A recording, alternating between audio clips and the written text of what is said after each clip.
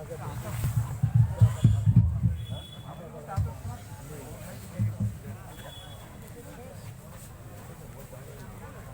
عليكم ورحمة الله تعالى وبركاته. الحمد لله رب العالمين والعاقبة للمتقين. الصلاة والسلام على رسوله الكريم وعلى آله وصحبه أجمعين. أما بعد، أعوذ بالله من الشيطان الرجيم.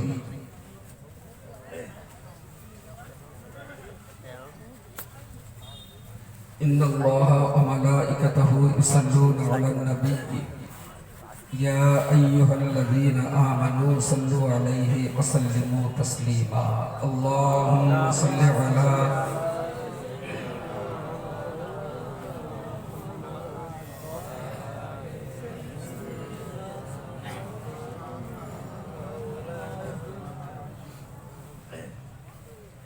সম্মানীয় সভাপতি, আমন্ত্রিত ওলামায়ে দ্বীন,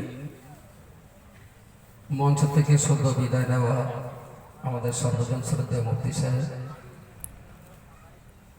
স্থানীয় এবং দূরাগত বিভিন্ন বয়সের ভাই বন্ধুগণ,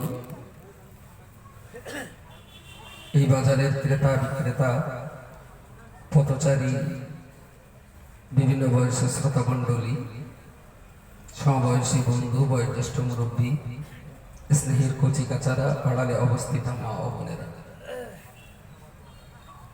মাগরিব থেকে নিয়ে পর্যন্ত বেশ কিছু মূল্যবান অজনসিয়ত আপনারা শুনেছেন।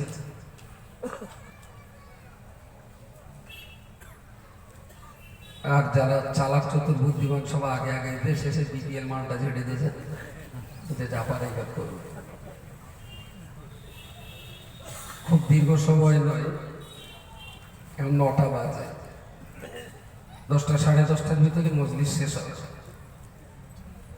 যারা বাইরে আছেন, ভিতরে এখনো বেশ কিছু মানুষ বসার জায়গা আছে। হয়তো দূরের থেকে ভাবছেন জায়গা আছে কিনা, জায়গা আছে। যদি আপনি চান ভিতরে এসে একটা জায়গায় বসতে পারেন। আমি মিনিট 15 মুফতি সাহেবের বক্তব্য শুনেছি, আর খুব টানাটানি করে একটু আগে এসেছিলাম। মানুষটা খুব অসুস্থ আজকাল। আমি তো আগে আসা জন্তু না, কিন্তু এরপরেও আর এক জায়গায় খানিকটা টেনে টুনে আগে এসেছিলাম। মিনিট 15 করেও যদি ও লোকের একটু বিশ্রাম দিতে পারি, তা সে আমি উপকার করলে ও লোক উপকার নিতে চায়। যাই হোক, তার মিনিট 20 আলোচনা আমি শুনেছি। যে বিষয় নিয়ে তিনি আপনাদেরকে 1.5 ঘন্টা ওয়াজ শুনিয়েছেন, তার মোটামুটি একটা সারসংক্ষেপ আমার উপলব্ধিতে এসছে। আসলে খাওয়া হয়তো হয়ে গেছে, কিন্তু দস্তরখান দেখলে খানিকটা বোঝা যায় যে কি কি মাল মেটেরিয়াল করেছে। দস্তরখান দেখলে খানিকটা বোঝা যায়। তো আমিও খানিকটা আন্দাজ করেছি যে তিনি কোন বিষয়ের উপরে আপনাদেরকে শুনিয়েছেন। আমি কোরআন শরীফের একটা ছোট্ট বিষয় নিয়ে, তার মানে ছোট্ট একটা আয়াত নিয়ে দুটো কথা বলার চেষ্টা করছি। লাকাদ কাতাবনা ফিজ যাবুরি মিন বাদি যিকরি আন্নাল আরদা ইয়ারিফুহা ইবাদিয়াস সালিহুন। তার বক্তৃতার ধরন ধারণে এটাই আমরা অনুভব করেছি যে আমরা ব্যক্তি জীবনটা আমার কিভাবে কাটাবো এবং কোন ভাবে আমার জীবন অতিক্রম করতে পারলে আমি পরকালে নাজাত পাবো, দুনিয়ার জীবনটাও ভালো যাবে, তার একটা দিক নির্দেশনা এনে দিয়েছেন। মাথায় রাখুন।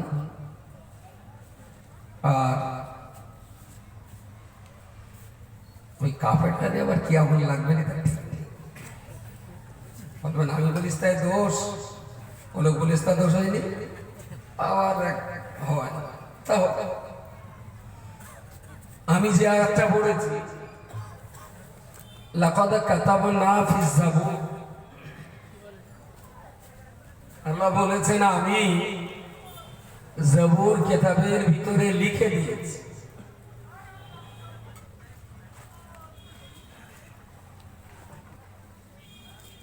মিন বাদি যিকরি, তৌরাত কিতাবে বর্ণনা করার পরে। আচ্ছা, আমি যে আয়াতটা পড়েছি এই আয়াতটা কোথায় আছে? তাড়াতাড়ি বলেন, কোথায়? কোরআনে আছে। তাহলে আমি যেটা পড়ছি এটা আছে কোরআনে, আর কোরআনের ওই আয়াতে আল্লাহ বলছেন যে তৌরাত কিতাবে, জাবুর কিতাবে লিখে দিয়েছি তৌরাত কিতাবে বর্ণনা করার পরে। এই টোটালে এই কথাটা কটা কিতাবে লেখা আছে? বাহ, তিনটি কিতাবে, তৌরাত, জাবুর আর কোরআনুল কারীম। এই তিনটে কিতাবে কথাটা লেখা আছে। তাহলে কথাটার দাম খুব কম বলে মনে হচ্ছে?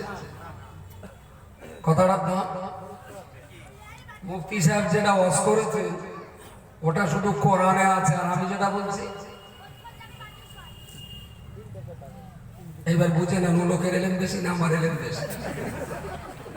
আমার তখন উপরে উঠতেই হবে, যেভাবে হাত দিয়ে না পারি হেঁটে উঠতো। কথাটা কি? আন্নাল আরদা ইয়ারিসুহা ইবাদিয়াস সালিহুন, আল্লাহ বলছেন আমার জমিনের ওয়ারিস আমি আল্লাহ ইমানদার বান্দাদের দিয়ে দিলাম। সুবহানাল্লাহ। একটু জুত বরাত করে বলেন দিন সুবহানাল্লাহ।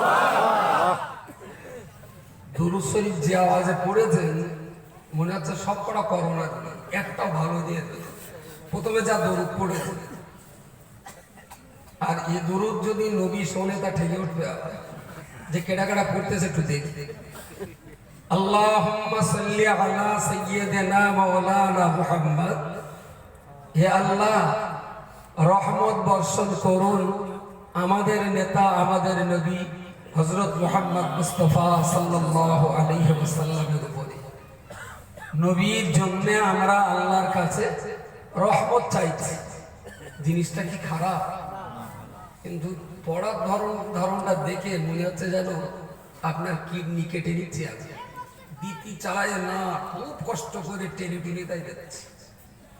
কম পড়বেন, তবে যতখানি পড়বেন একটু মহব্বত রেখে, দৃষ্টিভঙ্গিটা হুজুরের দিকে রেখে একটু পড়বেন, ভালো হবে। আন্নাল আরদা, আন্না মানে নিশ্চয়ই, আরদন মানে হলো পৃথিবী, ইয়ারিসুহা মানে ওয়ারিস হওয়া, উত্তরসূরি হওয়া, ইবাদুন মানে বান্দা, সালিহুন মানে নেককার। আল্লাহ বললেন আমার দুনিয়ার ওয়ারিস আমি নেককার আল্লাহওয়ালা ইমানদার বান্দাদেরকে বানিয়ে দিলাম। আরো একবার বলুন সুবহানাল্লাহ। এখন আমার বাবা মরার পর আমরা 11 ভাই বোন, বাবার 6 বিঘে জমি আমরা 11 ভাই বোনই ভাগ করে দেব। কেন না? আমরা হল ওয়ারিস, পিতার সম্পত্তিতে সন্তানের ভাগ আছে, এই সুবাদে আমি ভাগ পাব। আমার বাপ 30 পারা কোরআনের হাফেজ, বাপ মরার পরে আমরা কপারা করব। কেন জমি যদি পাই কোরআন পাবো না কেন? বাঘের পেটে বাঘের বাচ্চা, কুকুরের পেটে কুকুরের বাচ্চা হয়, ছাগলের পেটে ছাগলের বাচ্চা হয়, কম করে নিতে হবে না। বাপের জমি যদি আমি পাই, বাপের কোরআনটা কেন পাবো না? আমার বাপ 30 পারা কোরআনের হাফেজ। এখনো বুড়ো বয়সে আমার বাবা ফজর পড়ে প্রায় দেখেছি গুনগুন করে বসে আছে। ছোট বয়সে দেখলাম চাল বুনতে ঠোঁট চলতো। আমি পাঠের ওয়ালে দেখেছি পাঠ দিয়েছে কিন্তু মুখে কোরআন পড়েছে। আর এইভাবে না পড়লে কোরআন তো ইয়াদ থাকবে, তাই না? ও তো সার্টিফিকেট না যে পড়ে পাস করলাম তো হয়ে গেল, কিন্তু ও তো রোজ পড়তে হবে। পানিগড়ার বড় সাহেব বলতেন, আমি নিজে শুনেছি ওনার কানে, হাফেজুল সাহেবকে আপনাকে প্রচুর দেখেছেন, বহু মানুষ দেখেছেন। আমাদের বইকেরা মাদ্রাসায় হাফেজদের পাগড়ি দেওয়া হবে, তা হুজুর ছোট ছোট আওয়াজ করছেন, বলছেন বাবা কোরআনের হাফেজ হওয়া মানে সাগরের মাঝখানে আইলে এধারের পানি ঝিনুক দিয়ে এবারে ঝিনুক দিয়ে দিয়ে বললেন, ঝিনুক দিয়ে দিয়ে সাগর সেচা, বলে এই ঝিনুক দিয়ে সেচে সেচে এই পানি কমাতে হবে। আর যদি ওই 2 মিনিট যদি ঝিনুক দিয়ে সেচা বন্ধ করে দেওয়া হয়, তাহলে চুমা নিয়ে এসে আবার সে পানি। সুতরাং যারা হাফেজ হচ্ছে বাবা, মরণ পর্যন্ত ঝিনুক দিয়ে সেচতেই থাকো, সেচা বন্ধ করলে। এখন সমাজে যদি 1000 হাফেজ থাকে, তার ভিতরে 100 হাফেজের দাঁড়িয়ে তারাবি পড়াবার ক্ষমতা নেই, ভুলে গেছে। এমনি মসজিদে যা পড়ে যায় না, আল্লাহু আকবার গায়রুল মাগদুবি আলাইহিম ওয়ালাদ-দাল্লিন উলাইকা খালিদুন মুসলিহুন আল্লাহুল মুসাইফিরুন, আল্লাহু আকবার, ওসব চালাকি আমরা জানি। এসব সুরো খতম পড়ার চাইতে সুরো তারাবি পড়া অনেক ভালো, অনেক ভালো। আরে অক্ষরের মাখরাজ, ইকফা, ইদগাম, শব্দ বাক্য কিছু যদি বুঝতেই না পারি, তাহলে তাতে তো স্বভাব হবে আর উল্টে গোনা হবে। আবার মুসল্লিরও সেরা বিমানের জোর, বলে উত্তর পাড়ার মসজিদে ইমাম সাহেব 2 পারা করে পড়ে 40 মিনিট শেষে আঙ্গেটা না পায়, 1 পারা পড়তে গিয়ে 1 ঘন্টা 20 মিনিট টাইম দেখেছি। মুসল্লিও সেই রকম পাকা পাকা ইমাম। এইসব দেখে শুনে না আমার মনে হয় যে আমাদের দেশে আইন করে খতম তারাবি বন্ধ করে দেওয়া উচিত। তোমার হাতে সময় কম, নকর বলে ছোট তারাবি পড়ো, তবে ধীরে ধীরে পড়ো, যেটুখানি পড়ো ধীরে ধীরে পড়ো, সুন্দর করে পড়ো। ভাই গোগ্রাসে গিললে তাতে শরীর স্বাস্থ্য ভালো হয়, অল্প খান চিবিয়ে চিবিয়ে তাতে স্বাস্থ্য ভালো হয়। আমরা কোরআন যা কাজে লাগাই না, তা সব বদজমাবাত্তা, সব বদজমাবাত্তা যা পড়ি।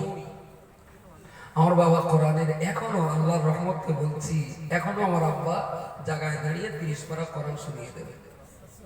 84 বছর বয়স, এখনো ভোরবেলা উঠে কোরআন নিয়ে বসে গেছে। তবে কোরআন হাতে একটু কম থাকে দেখেছি, পাশে থাকে, পড়িয়ে যাচ্ছেন, যখন হয়তো আটকে গেলে আবার একটু কোরআন দেখে দিলেন। আমার বাপের এই পাক্কা ইয়াদ 30 পারা, আমরা 6 ভাই, বাপের কোরআন শরীফ বাপ মারার পরে কপার আকর ভাগ পাবো। তাড়াতাড়ি বলে নাই, বিচার হচ্ছে এটা। তাহলে তো আর পাগল তো থাকার কথা না, পাগল আমদানি হচ্ছে কি করে, যে ছাগলের পেটে ছাগলের বাচ্চা, তাহলে হাফেজের পেটে। আমি তো পুরো যাই, আমি 1 পারা মুখস্থ করতে পারি, আমি দেখে দেখে পড়তে পারি, আমি তো হাফেজ। আমি আমার কোরআন শরীফ দেখে দিলে আমি ধীরে ধীরে সারা কোরআন পড়ে দেবো, কিন্তু আমার এই সূরা ফাতিহা আর একটা দেখেটা সেটা বুঝি আছে, ওর বিষয়ে আমার বুঝি নেই। বাবা মারার পরে বাবার পার্থিব সম্পত্তি ওয়ারিসানরা পায়, কিন্তু বাবার অপার্থিব ইলমে শরীয়তের যেটা জ্ঞান, ওটা নিতে গেলে জ্যান্ত অবস্থায় বাবার কাছে বসে বসে নিতে হয়। ওটা রক্তের টানে হয় না, ওটা কষ্ট করে, মেহনত করে, পরিশ্রম করে কেউ যদি বাবার কাছ থেকে শিখে নিতে পারে। আর বাবার কাছে না শিখলে জমি বিএলআর অফিসার এমনি ভাগ করে দেবে। কিন্তু আমার বিএলআর অফিসারের যদি অফিসারে তো জমি আছে, আমার সে বাপের 6 পারা কোরআন দাও, তুমি জমি ভাগ করলে তো কোরআন ভাগ করবে না। বিএলআর অফিসার বলবে শোন, ওটা না ভাগ হয় না, যার মাল সে কবরে চলে গেছে। আর তোর যদি নেওয়ার ইচ্ছা থাকে, তাহলে বাপ যতদিন জীবন্ত ছিল ততদিন আমি নিকাল করবে, তুমি তো 30 পারা একা নিয়ে নিতে।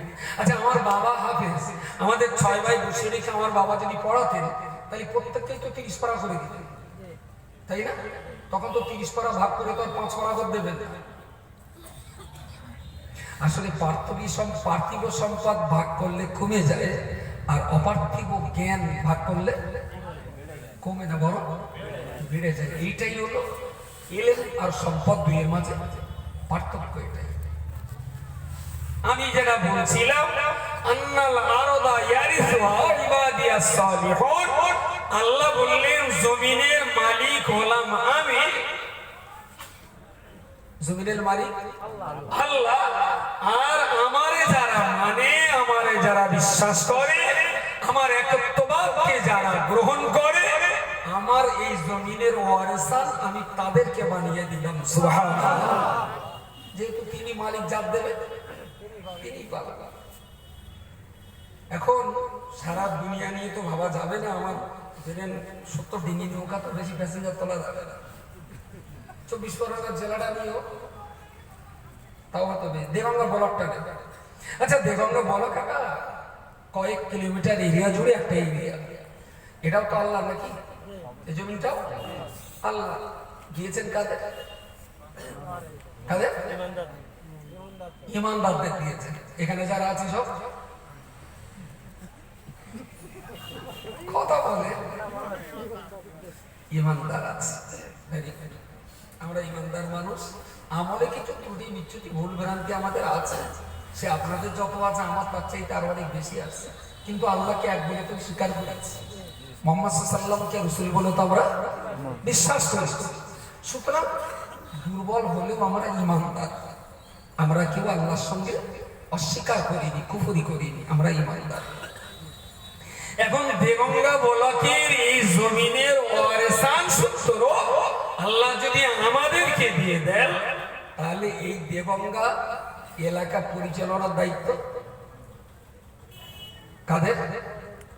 কথা বলে আমাদের। যেহেতু আল্লাহ আমাদের দিয়েছেন, চালাতে হবে আমাদের, চালাতে হবে, আমরা মিলে চালাবো। কথাটা এই পর্যন্ত থাক, একটু এই পর্যন্ত ভিতরে রাখবে, গালে রেখে দেবে। তার মানে আমি একটা ট্যাবলেট গেলাবো তো পানিটা দিলে একটু গালে রাখেন, খানিকটা পরে ট্যাবলেট দেবো, ঠকস করে গিলে দেবে। শুকনো ট্যাবলেট তো খাওয়ানো যাবে না, এটা পানি, এক ঢোক পানি রেখে দেন, একটু পরে ট্যাবলেট রাখবেন। এবারে চলে আসলে সাবজেক্ট আমার একটাই, যেটা বোঝাবো সেই সংক্রান্ত আয়াতটা বোঝাচ্ছি। একটা সাবজেক্ট নিয়ে কথা বলবো, কিন্তু শুকনো ওষুধ খাওয়ালে গলা দিতে যাবে, কেউ কাছাকাছি করবে, পানি দেখাওয়ালে খুব একটা সমস্যা থাকবে। চলো, নবী আদম আলাইহিস সালাম পৃথিবীতে প্রথম ইসলামের কথা বললেন, তাই না? ইসলাম ক্লাস 4 এর একটা বইতে আছে, যদি আপনাদের পড়া থাকে তাহলে ফটাফট উত্তর দেবে। প্রশ্ন লেখা আছে ইসলাম ধর্মের প্রবর্তক কে? তার উত্তরে লেখা আছে ইসলাম ধর্মের প্রবর্তক হযরত মুহাম্মদ সাল্লাল্লাহু আলাইহি ওয়াসাল্লাম। কথাটা কি ঠিক আছে? না, ঠিক না, ভুল। কেউ বললেন ঠিক, কেউ বললেন না। পিছনের দিকে ভাই কিছু কথাটা ঠিক না ভুল? কেউ বলেছেন ঠিক, কেউ বলেছেন ভুল, আর বেশিরভাগ আমার চুপ করে আছে যে কোন দল যেতে ঠিক নেই, চুপ করে থাক, ওর কাছাকাছি আসুক, তারপর দেখো কারা যেতে, তখন মেরে দিলে আসবে। মামুদ জয় আর কি, দেশের বেশিরভাগ লোকই মামুদ জয়। আসলে কথাটা ঠিক ঠিক নেই। এই জন্যে যে প্রবর্তক মানে প্রতিষ্ঠাতা বা তৈরিকর্তা বা প্রণেতা। ইসলাম কি সত্যি সত্যি আমাদের নবী তৈরি করেছেন? ইসলাম কার তৈরি করে? ইন্নাদ দীনা ইনদাল্লাহি ইসলাম। তো ইসলাম ধর্মটা কোন মানুষের তৈরি করা নয়, মানুষকে যিনি তৈরি করেছেন ইসলাম ধর্মটা তার তৈরি করা। কারণ মানুষের জীবন পরিচালনার আইন কানুনের সমষ্টি হলো ইসলাম। তো ইসলামের বিধান হলো মানুষের জন্য অবশ্যই ভালো, আর সেই ভালো ইসলাম আল্লাহ তৈরি করে আমাদের বলেছেন এই মতো তোমরা জীবন যাপন করলে তোমাদের দেহ, তোমাদের ব্যক্তিত্ব, তোমাদের পরিবার, তোমাদের সমাজ ভালো থাকবে। আমরা সেই ভালোটা বুঝতে না পেরে ইসলাম ধর্ম 16 আনা মানতে পারছি না। মুসলমানরা যে ইসলাম 16 আনা মানে না, আমি বলছি শুধুমাত্র বোঝার অভাবে মানে না। ওর যদি একবার বোঝানো যায় ওরা কিন্তু মানবে, কিন্তু আমরা বোঝাতে পারিনি বলেই মানুষটা মানে 16 আনা মানে না। এবার বলুন তাহলে এতদিন হজ করে তোমরা কি কামাই করতেছো? হজ করে কি কামাই করতেছো? অ্যাকচুয়াল বোঝানোর জায়গাটা এখানে কিছু জ্ঞান দেওয়া যায়, কিন্তু এখানে কিছু শিক্ষা দেওয়া যায়। এখানে একটা একটা জ্ঞান দেয়, এরাও যখন আমার কিছু টাকা পয়সা দেবে আজকে ফ্রি না মেরে কিছু জ্ঞান দেয়, একটা জ্ঞান। গাড়ির থেকে নামলো একজন, সাপোজ এলো, মাঝে মাঝে হয় এরকম, ওদের আমার কচির শরীরটা খুব খারাপ, একটু ফুটে দেবে, ফুটে দিল, ছেলেটা যাবে হাড়ের গায়ে চামড়া, তখন কি হয়েছে তোমার কচি? তাহলে ওদের আমার কচির এই 1.5 মাস টাইফয়েড জ্বর ছিল, এই গত 2 দিন আগের থেকে একটু জ্বরটা কমে গেছে, আস্তে আস্তে ভাত খাচ্ছে, হালকা 33 কিলো চলছে, একদম শুকনো হয়ে গেছে এই জ্বর। আমি তো কাজ কর, ওই সরু চালে পাটনাই চালে, পাটনাই সরু চাল মানে মিনিকেট চাল গরম করে ভাত রান্না করে, আর জ্যান্ত শিঙি মাছের ঝোল আর শিঙি মাছের তোমার কচির কিন্তু ভাত খাওয়াও, আল্লাহ যদি রাজি থাকে তোমার শরীর কচির আবার আস্তে আস্তে আস্তে আস্তে ভালো আসবে। অজ মানে কি? অ আইন দুই, অজ মানে অজ মানে এইটা তো ধরা পড়ে গেছে, সব তো অজ শোনার রেপ খোঁজ। ওয়াজ মানে কি বললে? ওয়াজ মানে জোরে বলো ভাই। ওসিয়া, ওসিয়া। আর কেউ ওয়াজ মানে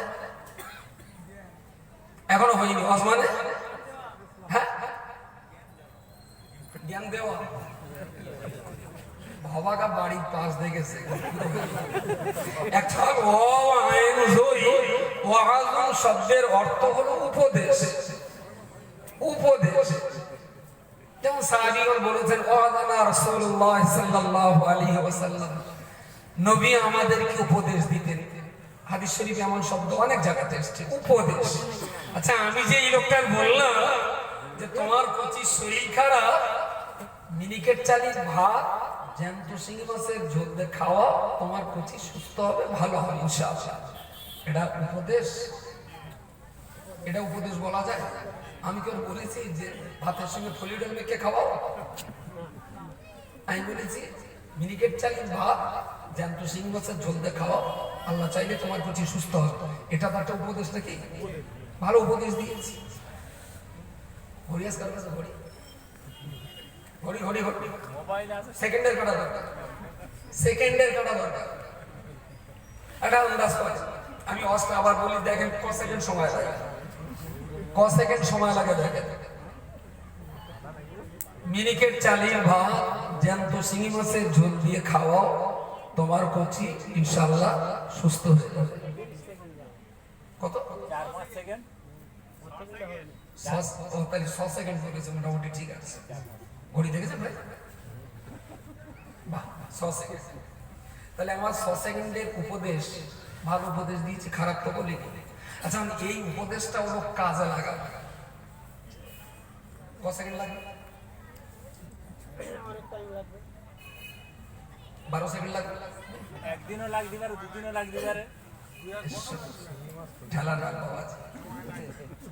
তাহলে ও 6 সেকেন্ডে পরের দিন সকালে স্ত্রী দেখে বললো, কই হাগা? সে মোল সাহেব বললো মিনিকেট চালিয়ে ভাত আর জ্যান্ত শিঙি মাছ একটু ঝোল করে খাওয়াতে হবে। বলছি তো যাও। এখন মিনিকেট চাল মিলে গেল, ওটার বললো তুই রান্না কর। বললো জ্যান্ত শিঙি মাছ, বললো তুই বেড়া চামায় যাও। বেড়া চামায় গিয়ে এক জায়গায় পাওয়া গেল, আরেকটা বাড়ি আলো। এবারে সেই মাছ বাছা কোটা আর বাস্তি বাস্তি যদি বোনাস পাওয়া যায়, একটা কাঁটা যদি গিন্দির মারে, তাহলে তার আবার 2 ঘন্টা যাবে জ্বালা ঠান্ডা করতে।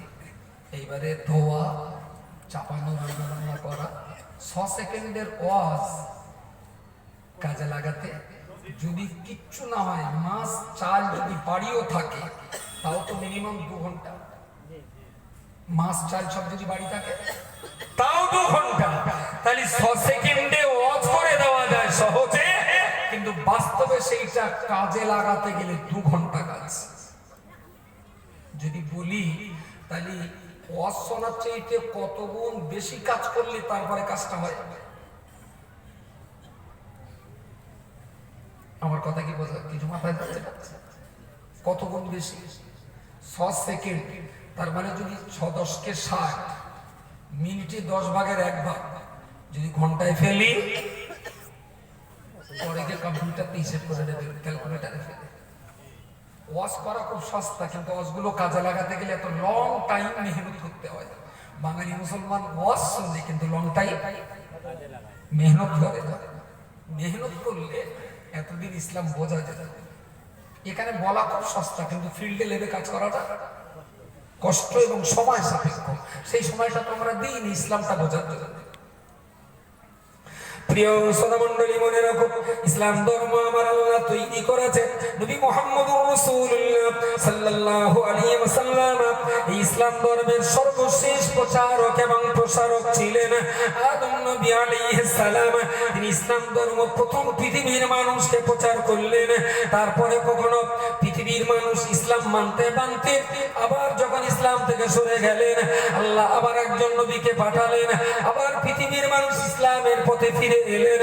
এইভাবে নবী আবার চলে গেলেন। পৃথিবীর মানুষ ইসলাম থেকে আবার দূরে সরে পড়ল। আমার আল্লাহ পাক রব্বুল আলামিন আবার দুনিয়ার মানুষকে ইসলামের পথে ধরে রাখার জন্য কখনো একটা নবী, কখনো 2জন নবী, কখনো 100 নবী, কখনো 500 নবী, আমার আল্লাহ এট এ টাইমে অনেক অনেক নবীও পাঠিয়ে দিয়েছে। আবার কোন জমানায় শুধু একজন নবী, আবার কোন জমানায় নবী মোটেও ছিলেন না। এমন করে আস্তে আস্তে কখনো ইসলাম যৌবন অবস্থায় ফিরে আসে, আবার কখনো ইসলাম বৃদ্ধ হয়ে যায়, কখনো পৃথিবীর মানুষ ইসলাম সুন্দর মেনে চলে, আবার কখনো পৃথিবীর অন্ধকারের ভিতরে ডুবে যায়। এমন করে আস্তে আস্তে সর্বশেষ নবী ঈসা রূহুল্লাহ আলাইহিস সালাম, তাকে যখন আমার আল্লাহ সপ্তম চতুর্থ আসমানে তুলে নিলেন, সেখান থেকে 1, 2, 3 বছর নয়, টানা 500 বছর কেটে গেল। আমার আল্লাহ পাক পৃথিবীর জমিনে কোন রকমের কোন নবী পাঠালেন না। 500 বছর পরে আমার আপনার নবী মুহাম্মদুর রাসূলুল্লাহ সাল্লাল্লাহু আলাইহি ওয়াসাল্লামকে চরম অজ্ঞতার অন্ধকার যুগের মাঝখানে আমার আল্লাহ নবী মুহাম্মদকে পাঠিয়ে দিয়ে বললেন, হে আমার হাবিব নবী মুহাম্মদুর রাসূলুল্লাহ, যে যুগের মানুষেরা লক্ষ লক্ষ দেবতায় বিশ্বাস করেন, যে যুগের মানুষেরা যেভাবে বিচার করা পবিত্র বলে মনে করে, যে যুগের মানুষেরা মানুষ খুন করাকে পৌরসত্বের পরিচয় বলে মনে করে, নারী জাতির কোনো সম্মান ছিল না, নাই বিচার বলে কিছু ছিল না, সুদ ঘুষের মাল পবিত্র বলে তারা গণ্য করত, এমন এক কঠিন অন্ধকার অজ্ঞতার যুগের মাঝখানে আল্লাহ পাক তার নবীকে পাঠিয়ে দিয়ে বললেন, ইয়া রাসূলুল্লাহ, ইয়া হাবিবাল্লাহ, আমি আল্লাহর পক্ষ থেকে আমার ইসলামের পরিপূর্ণ জীবন ব্যবস্থার একটা কমপ্লিট কিতাব হিসাবে আপনার কাছে কোরআন আমি নাযিল করে দিলাম। নাহনু নাযালনা যিকরা, আমার কোরআন আমি আপনার কাছে পাঠিয়ে দিলাম। বাল্লিগ মা উনজিলা ইলাইকা মির রাব্বিকা, আমার পক্ষ থেকে যে কিতাব, যে কোরআন আপনার কাছে পাঠানো হয়েছে, এই কোরআন শরীফটাকে দেশের জনগণের দুয়ারে দুয়ারে পৌঁছে দিতে হবে।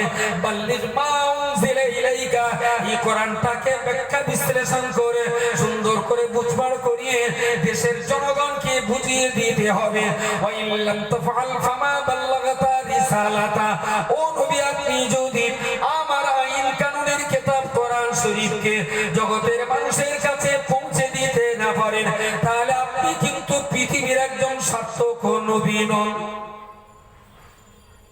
আপনাকে আমি ছেলে খেলা করার জন্য নবুয়ত দিইনি, আপনাকে নবুয়ত দিয়েছি পৃথিবীতে মানুষের দুয়ারে দুয়ারে কোরআনটাকে পৌঁছে দিতে হবে, বুঝিয়ে দিতে হবে, ইসলামের শান্তির পথটা দেখিয়ে দিতে হবে।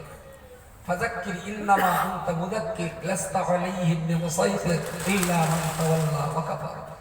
ইয়া রাসূলুল্লাহ, আপনি সুন্দর করে বোঝাতে পারবেন, আমি আপনাকে বোঝানোর জ্ঞান দিয়েছি, আপনি মানুষকে বোঝাবেন, মানুষ বুঝবে, অশান্তির পথ ছেড়ে দিয়ে মানুষ শান্তির পথে প্রতিষ্ঠিত হবে। জোরে সোরে বলুন সুবহানাল্লাহ। ইসলাম মানুষকে শান্তি দেওয়ার জন্য, ইসলাম অশান্তি দেওয়ার জন্য ইসলাম। মানুষকে আল্লাহ খাওয়ানো, রুটি রুজি, সুখ শান্তি স্বস্তি, এসব কিছু দেওয়ার জন্য ইসলাম, কষ্ট দেওয়ার জন্য ইসলাম হয়। কাঁদাবার নাম ইসলাম না, বরং কান্নাকাটি করা মানুষের চোখের পানি মুছিয়ে দেওয়ার নাম ইসলাম। ঝগড়া বাঁধাবার নাম ইসলাম নয়, বরং ঝগড়া মিটিয়ে দেওয়ার নামই হলো ইসলাম। পরের সম্পত্তি কেড়ে নেওয়ার নাম ইসলাম নয়, বরং লোকের হক বুঝে দেওয়াটার নাম হলো ইসলাম নয়। পেট ভর্তি খাওয়ার নাম ইসলাম নয়, বরং অর্ধেকটা খেয়ে বাকি অর্ধেকটা ক্ষুধার্ত মানুষকে খাওয়ানোর নাম ইসলাম।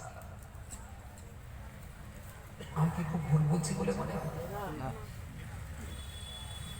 এই ইসলাম অন্ধকার অজ্ঞতার যুগের মানুষের মাঝে রাসূলুল্লাহকে আল্লাহ দায়িত্ব দিলেন, আপনি মানুষের কাছে ইসলামটাকে তুলে ধরুন। আমি আল্লাহ বলছি, মানুষ এই শান্তির পথে ফিরবে, মানুষ এই শান্তির পথে আসে। আসলে মানুষ জানে না কোনটা শান্তি আর অশান্তি, তাই তারা করেছে। আপনি ওদের বোঝান, ওরা ফিরবে। 40 বছর পেরিয়ে 41 বছরে আল্লাহ দায়িত্ব দিলেন, নবুয়তের দায়িত্ব দিলেন। 63 বছর বয়সে তার কর্মকাণ্ড তিনি সুসম্পন্ন করলেন। শুরু হলো ইসলামের বিজয় পতাকা ওড়া, তাই না? মাত্র 1400 বছরের ভিতরে, মাত্র 1400 বছরের ভিতরে সেই যে নতুন করে রাসূলুল্লাহ শুরু করলেন, ইসলাম বাড়তে লাগলো। আমাদের এই ভারতবর্ষ, আমাদের এই দেগঙ্গা ব্লক, আমাদের এই বুড়িহাটের চত্বর সেদিন ছিল পুরো অন্ধকার অজ্ঞতার যুগের ভিতরে ডুবে। ইসলাম ছিল কি? ইসলাম ছিল না, ছিল না।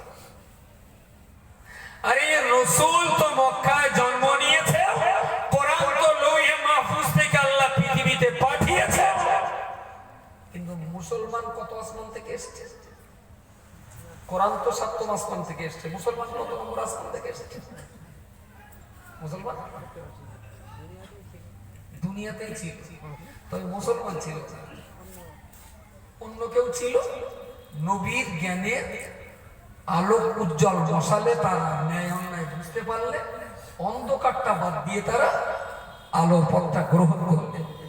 মুসলমান তো আর আসমান থেকে আসে, অন্য কিছু ছিল, তারাই কলমা কালাম পড়ে মুসলমান হয়েছে। আমরাও তো সেই বংশের বংশধর নাকি? আমরা তাদেরই পরবর্তী প্রজন্ম।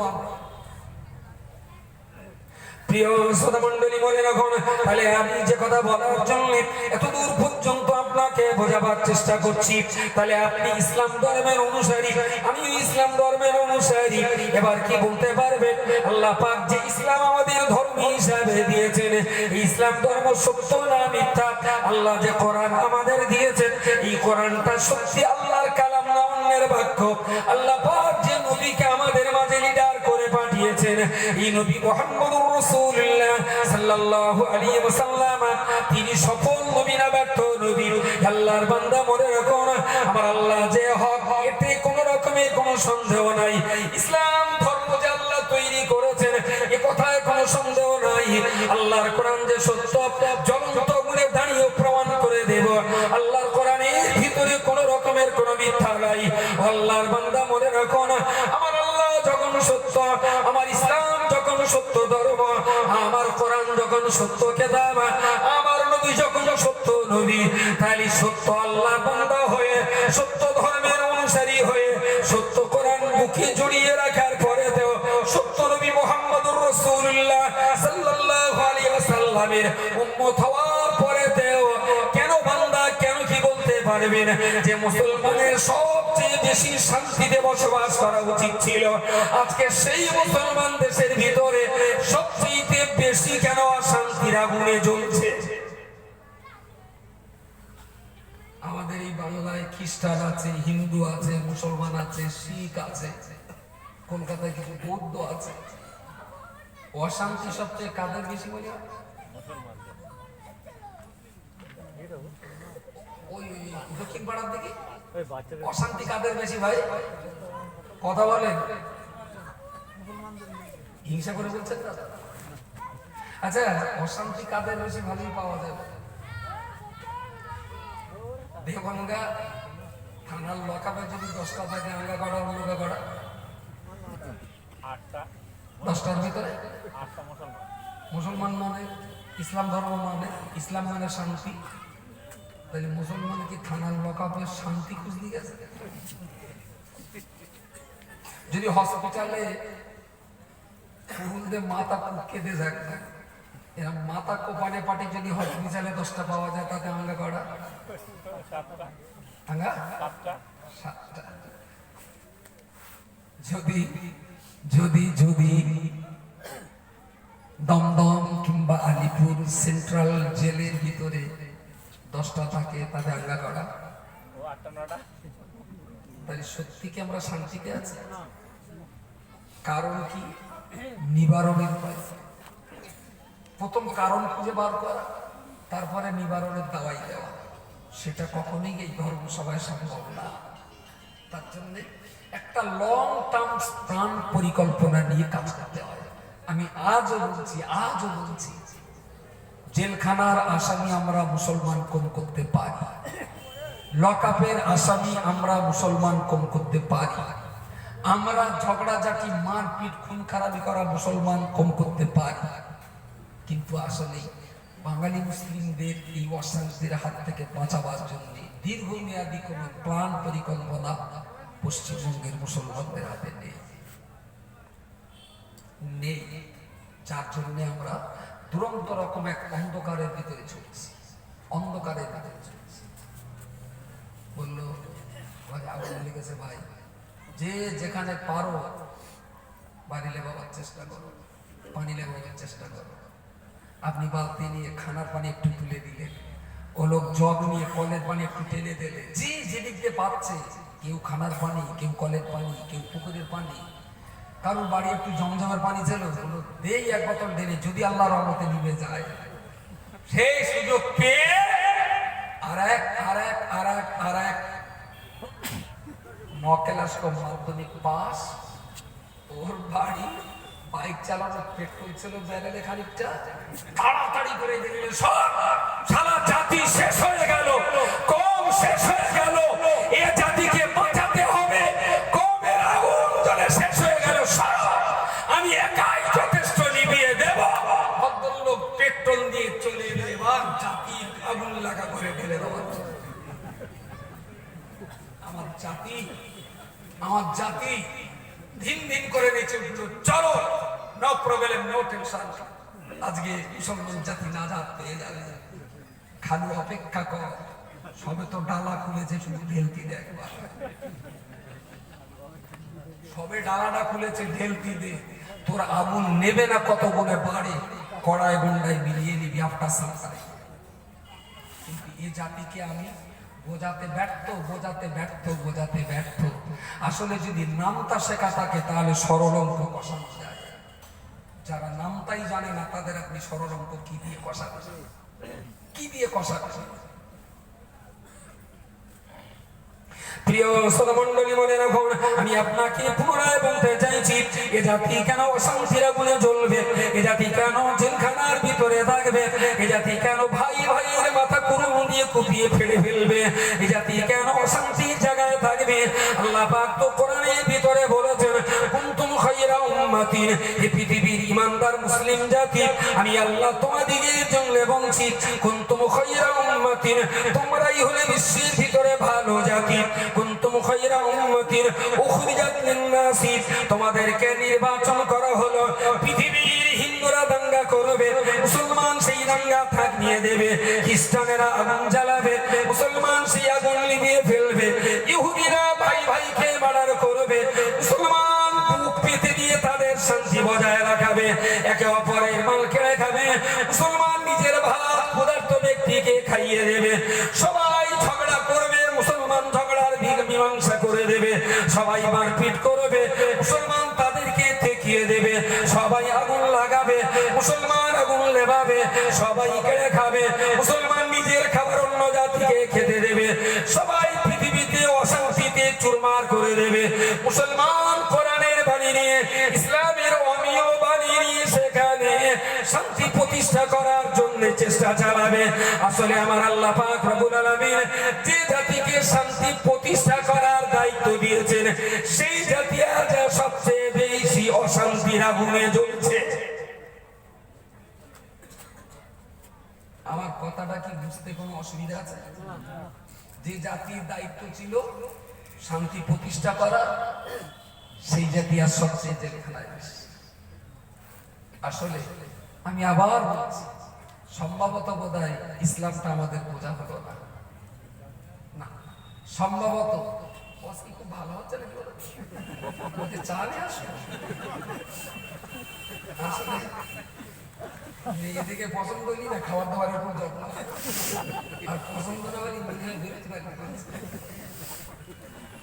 তুমি চা দিলেও যতক্ষণ লক্ষ্য, না দিলেও ততক্ষণ দাও, খেয়ে দেখি।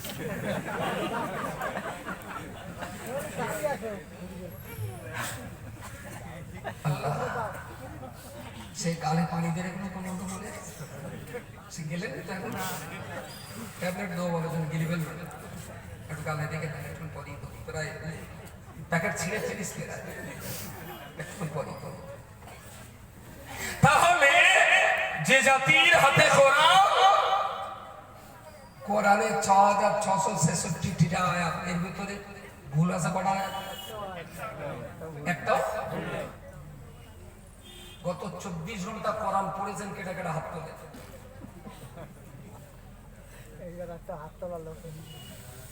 আর যারা পড়েনি তারা ভিআইপিদের কষ্ট দেওয়া যাবে না। যে কটা পড়েছেন সেই কটা বদমাইশ, হাত তোলে। একটা, দুটো, তিনটে, গত ২৪ ঘন্টায়, তার মানে আজকে রাত ১০টা, গত রাত ১০টা থেকে এই পর্যন্ত ৩ জন আপনার আমরা। আর এইবার আপনি বলেন, সত্যি কি আপনি কোরআনের পাগল? কথা বলেন, কেন বেরেলে দৌড়বে না গুললে? কোনটায় আগুন লাগে আর কোনটায় আগুন লেবে, এ বস্তুকে বুঝতে গেলেও তো কোরআনের কাছ থেকে জ্ঞান নিতে হয়। সেখানে ৩টে মানুষ হাত তুলেছেন, বুঝে নেন জাতির ব্যর্থতা কোন জায়গায়, জাতির চরম ব্যর্থতা কোথায়। এখনো বলছি, টাইম আছে, সময় আছে, এখনো শান্তি ফেরানো সমাজ যাবে সমাজে, যদি কোরআনের কাছে আত্মসমর্পণ করতে পারে। আমি এখনো আত্মবিশ্বাস করি এই সমাজকে ফেরানো যায়। প্রিয় শ্রোতামণ্ডলী, মনে রাখুন, আমার আল্লাহ পাক রব্বুল আলামিন কোরআন শরীফে পরিষ্কার করে বলেছেন, এই পৃথিবীর ইমানদার মানুষেরা আমি আল্লাহ পাক রব্বুল আলামিন লাকাদ কাতাবনা ফিজ জাবুরি, জবুর কিতাবে লিখে দিয়েছি, মিন বাদি যিকরি, তাওরাত কিতাবে বর্ণনা করার পরেতে আন্নাল আরদা ইয়ারিসুহা ইবাদিয়াস সালিহুন, ইমানদার বান্দা যারা আমি আল্লাহকে যারা বিশ্বাস করে নিয়েছে, আমি আল্লাহর একত্ববাদকে যারা কবুল করে নিয়েছেন, ওই সমস্ত বান্দা দিগকে আমার জমিনের ওয়ারিসান তাদেরকে দিয়ে দিলাম। তারাই হলো আমার জমিনের মালিক, তারাই হলো আমার জমিনের মালিক। আল্লাহর বান্দা মনে রাখুন, এই জমিনের মালিকানা যদি আল্লাহ আমাদের ভাগ চাষি বলুন আর ওয়ারিসান সূত্রে বলুন, আল্লাহ যদি আমাদের দিয়ে থাকেন, তাহলে দেগঙ্গার থানা তো আমাদের চালানোর দায়িত্ব, দেগঙ্গার ভিডিও অফিস তো আমরা চালাবো, দেগঙ্গার এসডি অফিস তো আমরা, আপনার বারাসাতের এসডি অফিস আমরা চালাবো, এখানের বিএলআর অফিস তো আমরা চালাবো, বর্ডার সিকিউরিটি ফোর্স আমরা তৈরি করব, হসপিটালের ডাক্তার আমরা তৈরি করব, ডিজিআইজি এসডি ভিডিও আমরা তৈরি করব। যদি অফিসার আমরা তৈরি করতে পারি, তবেই তো আমরা আমাদের দেগঙ্গা চালাতে পারবো। আসলে যে মুসলমানকে আল্লাহ দেগঙ্গার মালিকানা সত্য দিয়ে বললেন, তোমরাই দেগঙ্গার জমিনের ওয়ারিস, তোমরা দেগঙ্গা পরিচালনা করবে, ও মুসলমান বুকে হাত দিয়ে কি বলতে পারবেন, আমার ছেলেটাকে লেখাপড়া শিখিয়ে যদি আমি পুলিশ তৈরি করতে পারি, তবেই তো দেগঙ্গা থানা আমরা চালাতে পারবো। আমার ছেলেটা লেখাপড়া শিখিয়ে যদি ভিডিও তৈরি করতে পারি, তবেই তো দেগঙ্গার ভিডিও অফিস আমরা চালাতে পারবো। আমার ছেলেটা লেখাপড়া শিখিয়ে যদি পুলিশ তৈরি, আপনার সেনাবাহিনী জওয়ান তৈরি করতে পারি, তবেই তো ভারত বাংলাদেশের বর্ডার পার দিতে পারবো। আমার বাচ্চাটাকে ডব্লিউবিসি যদি পাস করাতে পারি, তবেই তো আমার বাচ্চাটাকে এসডিপিও বানাতে পারবো। আমার ছেলেটাকে যদি আইএএস অফিসার তৈরি করতে পারি, তবেই তো বাচ্চাটাকে আমি ডিএম বানাতে পারবো। আল্লাহর বান্দা মনে রাখুন, আল্লাহ পাক তো জমিনের ওয়ারিস আপনাকে বানিয়ে দিয়েছেন, কিন্তু আপনার ব্যর্থতার কারণে আজ এই জমিনের মালিকানা সত্য আপনার হাত থেকে আজকে অন্যের হাতে চলে গেল। গত 50 বছর ধরে শুধু সংগ্রাম হয়েছে, আলেম তৈরি করো, হাফেজ তৈরি করো, মাওলানা তৈরি করো, মুফতি তৈরি করো। 50 বছর ধরে মুভমেন্ট হয়নি যে ওসি তৈরি করো, আইএস অফিসার তৈরি করো, ডব্লিউবিসিএস তৈরি করো, আইপিএস তৈরি করো, বিডিও এসডিও ডিজি আইজি তৈরি করো, তাহলে তোমাদের জায়গাটা তোমরা পরিচালনা করতে পারবে। মুফতি সাহেব শেষে একটুখানি বলছিলেন না যে আপনার ছেলে বিলক্ষণ স্কুল কলেজে পড়ুক, মিনিমাম দিনটা দেন, মনে করেছেন কি? মিনিমাম ইসলামের যে মিনিমাম জ্ঞানটা একান্তই জরুরি সেটা দেন। আমি আপনাকে বলছি যে দেশের লোক একটা হাদিসে আছে না যে যে ছেলেটা হাফেজ হবে, ওয়াহাল্লা হালালাহু ওয়া হাররামা হারামাহু আদখালাহুল্লাহু জান্নাহ। হাফেজ হওয়ার পরে ওই ছেলেটা যদি ঠিকঠাক মতো হালাল হারাম বাদ বিচার করে চলতে পারে তাহলে আল্লাহ তাকে জান্নাতে দেবেন এবং তাকে বলবেন তোমার পছন্দের 10 জন মানুষকে বাছাই করে দাও, কুল্লুহুম কদ ওয়াজাবাত লাহুমুন নার, যাদের জন্য জাহান্নাম ওয়াজিব হয়ে গিয়েছিল, তুমি এমন 10 জনকে সঙ্গে দিয়ে আমার জান্নাতে প্রবেশ করো, বলুন সুবহানাল্লাহ। হাদিসটা সত্যি, একদম মিথ্যা না। হাদিসটা একদম মিথ্যা না, সত্য কথা। আচ্ছা, এই হাদিসের উপরে সেও জান্নাতে যাবে আর পরিবারের 10 জনকে নিয়ে যাবে, পরিবারের 10 জনকে নিয়ে যাবে, আল্লাহ হাফেজদের মর্যাদা দেবে। আমি আমার বাপ হাফেজ, মুফতি সাহেব হাফেজ, আর আমি ফাঁকিবাজ বাদ দেন, আমার ছোট্ট হাফেজ, তার ছোট্ট হাফেজ, তার ছোট্ট হাফেজ, তার ছোট্ট হাফেজ, 6 ভাই, শুধু আমি জালিমাল আর আমি বাদ দেয় বাকি 5টা হাফেজ। আমি হাফেজ না, আমি দেখে পড়তে পারি, এটা আমার চরম ব্যর্থতা, আমি পারি না। তাহলে আমার পরিবারে আমার 5টা ভাই হাফেজ, আমার বাপ হাফেজ, তাহলে এই 6 জন যদি 10টা করে হয় তাহলে কটা? 60টা। আচ্ছা, ওতে কি আমি থাকতে পারবো না? কাইম সাহেব আপনাদের বিরাট ভালোবাসে, বিরাট ভালোবাসে, কিন্তু আল্লাহর রহমতে যদি মুফতি সাহেবের কপালে সেই সৌভাগ্য জুটে যায় যে 10 জনের আল্লাহ তার সুপারিশে জান্নাত দেওয়ার সুযোগ দেবে, আপনার কি মনে হয় মুফতি সাহেব আমার বাদে আপনার নেবেন? তাই তাহলে আপনারা যে খাতির করছেন ওটা বলে বন্ধু বন্ধু, তাহলে সেদিন যে যার চরকায় তেল দেয় কেউ কারোর জন্য না, বাকি যদি তার বক্তৃতার সঙ্গে কিছু কাজে লাগাতে পারে এটাই ফায়দা, বাকি যেন মনে করবেন না ওরকম ধরে পার করবে। এইটা যদি মনে করে তাহলে একটা গ্রেট মিস্টেক। তার ভাই থাকতি, তার বোন থাকতি, তার বোনাই থাকতি, তার ভাগনা থাকতি, আপনার লাগে কি? এমনি আমাদের ভাই বোনের যা হয়েছে হিসেব করা হয়নি, মনে হচ্ছে 80-85 হয়ে গেছে টোটাল ভাই বোনের যা বাচ্চা কাচ্চা, তারপরে নাতি হয়ে গেছে। এখন মুফতি সাহেবের মেয়ের আবার ছেলে পিলে হয়ে গেছে, বড় মেয়ের 2টো, ছোট মেয়ের, মেজে মেয়ের 2টো, সব হয়ে গেছে। তো বলা লক্ষ্য যেটা যে হাফেজ হলে এত বড় ফজিলত, এই ফজিলতের নেশায় আমরা সবাই মেয়েগুলোর হাফেজ করেছি, ছেলেগুলোর হাফেজ করেছি। ঠিক আছে, এবার যদি কোনোদিন থানায় দরকার হয়, আপনার পুলিশ আছে? এখন মেয়েদের তো পেটে বাচ্চা আসে, হসপিটালে গেলে পেটে বের করবে কেটে আপনার ডাক্তার আছে? আপনার ডাক্তার?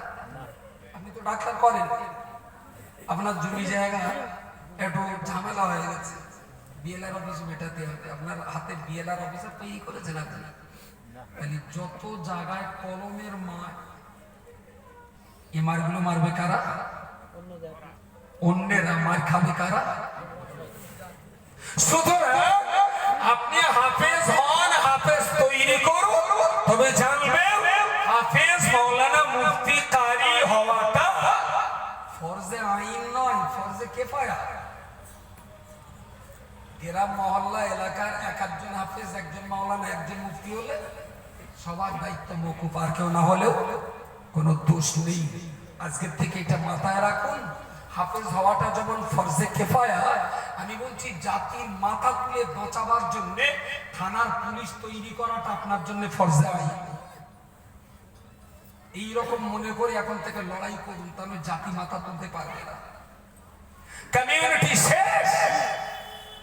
দিলীপ ঘোষ বলছে না কলকাতায়, কয়েকবার বললো, তারপর ওই দেওয়ার হাতিটা দেওয়ার মতন মাথাটা মানুষের মতন দিল্লিতে উড়িয়ে এসে ভাঙা ভাঙা মোটা ভাইটা ওর বলে পাশায় লাত্তি মেরে এনআরসি করে সব বাংলাদেশে দেখে দেবে। जितना घुसपैठिया बंगाल में है सबको बांग्लादेश में भेजा जाएगा। হাতের মতো শুধু মাথাটা শুরু বাঁধতে পারছি বলার ভঙ্গি দেখেছেন, দেখলে মনে এসে লাগছে কি একটা জন্তু প্যারা। বাংলাদেশে তাড়াবে আমার বাবার নাম শামসুর রহমান, তার বাবার নাম নিমাই চাঁদ, তার বাবার নাম হয়তো ভোলা চাঁদ, তার বাবার নাম হয়তো গোরা চাঁদ, এইরকম গেছে। কিন্তু সাঁই গোষ্ঠী 14 পুরুষেই গেছে। আমি জীবনে বাংলাদেশেও যাইনি, পাকিস্তানেও যাইনি, শুধু ভিসায় সৌদি আরবে গিয়েছি, আর কোথাও যাইনি। সাঁই গোষ্ঠী 14 পুরুষ এখানে জন্ম, আরো বলে আমাদের তাড়াবে। আমি বলছি দ্বিতীয় পারে যদি বলেন কেন, আজকে এখন রাত 9টা বেজে 48 মিনিট, 9টা 48। আপনি যান কাশ্মীরে -ডিগ্রি এখন তাপমাত্রা, হাড় কাঁপানো শীত, থুতু ফেললেই বরফ হয়ে যাবে। এত ঠান্ডার ভিতরেও আমাদের সেনাবাহিনীর জওয়ানরা গায়ে পোশাক পরে জ্যাকেট লাগিয়ে 12 কেজি ওজনের রাইফেল কাঁধে নিয়ে, হাতে টর্চ লাইট, মাথায় হেলমেট নিয়ে সেই কাঁটাতারের ধারে সারা রাত দাঁড়িয়ে দাঁড়িয়ে পাহারা দিচ্ছে। ওরা রাত জেগে পাহারা দেয়, সেই জন্যই তো আমরা ঘুমাতে পারি, তাই না? যদি পুরো ভারতবর্ষের চতুর্দিকের এই বর্ডারে যদি সিকিউরিটি ফোর্স না থাকতো, আমরা কি নিরিবিলি ঘুমাতে পারতাম? নিরিবিলি। আচ্ছা, ওই সিকিউরিটি ফোর্সে যারা পাহারা দিচ্ছে, দেশ যারা পাহারা দিচ্ছে, দেশের জনগণ তো 100-র ভিতরে 15টা মুসলমান, কিন্তু দেশ পাহারা দিচ্ছে যে সমস্ত বীর পুরুষরা, ওখানে 100-র ভিতরে মুসলমান কটা? হ্যাঁ,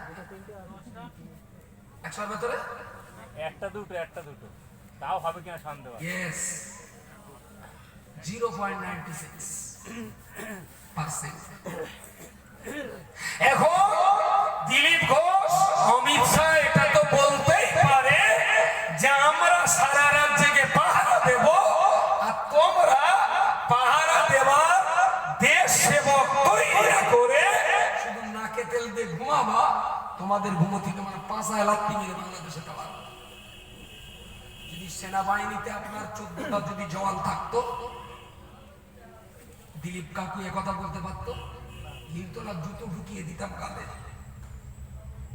কি দিয়ে বলবো? আমরা দেশের সেবক তৈরি করতে পেরেছি কি, যে দেশ সেবা করার জন্য তোমরা দেশ পাহারা দাও? আমরা মুসলমানরা 14 জন প্রতিনিধি দিতে পেরেছি? কথা বলেন। এতে কাপড় সুতরাং আন্নাল আরদা ইয়ারিসুহা ইবাদিয়াস সালিহুন, জমিনের ওয়ারিস তো আল্লাহ দিয়েছে, কিন্তু রক্ষা করার দায়িত্বটা, রক্ষার দায়িত্ব। সুতরাং যদি এই দেশের এই মাটিতে ইজ্জত সম্মান আর হরমতের সঙ্গে মাথা তুলে যদি বাঁচতে হয়, 100-র ভিতরে একটা হাফেজ হোক, একটা মাওলানা হোক, একটা কারি হোক, একটা মুফতি হোক, বাকি 96টা বাচ্চাকে স্কুল কলেজে সুন্দর করে পড়িয়ে কাউকে পুলিশ করুন, কাউকে ডিজিআইজি করুন, কাউকে এসডিপিও করুন, কাউকে বিডিও বানান, কাউকে আপনার ব্লকের অফিসার তৈরি করুন, ইনশাআল্লাহ দেখবেন নিঃশব্দ বিপ্লবের মতো যেদিন সরকারি আধিকারিকের পোস্টে 100-র ভিতরে 14 জন করে মুসলমান ঢোকাতে পারবে, সেদিন আর আপনাকে জাতির মাথা তোলার জন্য আহ্বান করতে হবে। আর ছোট্ট কথা বলি, আপনি একটা সাদা সিধে অল্প শিক্ষিত মানুষ, মেয়ের বিয়ে হবে, ব্যাংকের টাকা রেখেছিলেন, টাকা তুলতে গেছে, তার রেখে থেকে লিখলেন TWEN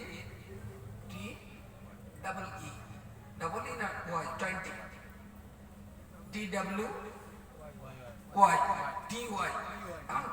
Y এর জায়গায় আমি ই দেখে ফেলেছি, 20,000 পারলাম। আমি ভুল করে ফেলেছি এটা, তো লাইনে এসে যে কাউন্টার রুলে দিলাম, এখন যে অফিসার সেটা আমার না, মোটা ভাই অফিসার, সে ফের লাল কালি দেবে বানান বলবে স্টিকার লে আসলো বাইরে গিয়ে দেখে শুনে মোবাইলে আবার কিছু দিন হ্যাঁ ওয়াই হয়, সেই ইটা কেটে ওয়াই করে আবার 26 জন আসবে। আচ্ছা ওই জায়গাটায় যদি এই বুড়ির পুকুরের একজন থাকতো ব্যাংকে, এই বুড়িরহাটের যদি একজন থাকতো আমার ভাই, কথা বলেন, ও তো কলমতে নীলকালিতে ঘুরিয়ে ওটা ওয়াই করে দিতে, একটা ই কেটে ওয়াই করতে যে 26 জনের পিছনে, ওই জায়গাটায় যদি আপনার প্রতিনিধিত্ব করার লোক থাকতো তাহলে সেটা তিনি নিজে সংশোধন করিয়ে দিলেন। আজকে এই জায়গাটা আছে, কথা বলেন। সুতরাং ঝাপটা খেতেই হবে, কোনো উপায় নেই। কারণ আমরা ছেলে ফিরে জন্ম দিয়েছি, বাসার ফুল ধরতে পারিনি, 5-6 পড়েছে, লেখাপড়া বন্ধ করে দিয়েছি, সেলাই কাজে যা মাল মেরে হবে, কাউকে সেলাই কাজে, কাউকে এমব্রয়ডারিতে, কারো সাইকেলের দোকান, কেউ ল ভাঙা কড়া ভাঙা করছে, কেউ চার দোকান চালাচ্ছে। এই করে কোনোদিন একটা জাতি বাঁচে না, জাতির অস্তিত্ব টিকবে? আমি 10টা বছর এইটা নিয়ে পড়াশোনা করে যে একটা জাতিকে কিভাবে মাথা তুলে বাঁচানো যায়, আমি 10 বছর ধরে অনেক WBCS, অনেক IAS, অনেক সমাজ বিজ্ঞানীদের সঙ্গে আলাপ আলোচনা করে পড়ে শুনে বুঝে শুনে তারা এটাই দিয়েছেন, যদি জাতিকে মাথা তুলে বাঁচাবার প্রয়াস চালাতে চান তাহলে জাতির হাতে কলম তুলে দিন, লেখাপড়া শেখা, এই জাতি মাথা তুলে দাঁড়াবে একদিন। কিন্তু আমরা আমরা আমরা সেই পথটা কখনো ধরতে পারি না। একটু পরে শেষ মোনাজাত হবে, আমরা সবাই দাঁড়িয়ে দাঁড়িয়ে ইয়া নবী সালামু আলাইকা, ইয়া রাসূল সালামু আলাইকা, ইয়া হাবিব সালামু আলাইকা, সালাওয়াতুল্লাহ আলাইকা আমরা পড়ি না? কি বলে রে, কি বলে কিয়াম? আচ্ছা এটা কিয়াম করাটা কি? মুস্তাহাব। করলে সওয়াব, না করলে কতটা গোনা হবে? গোনা একটাও হবে না।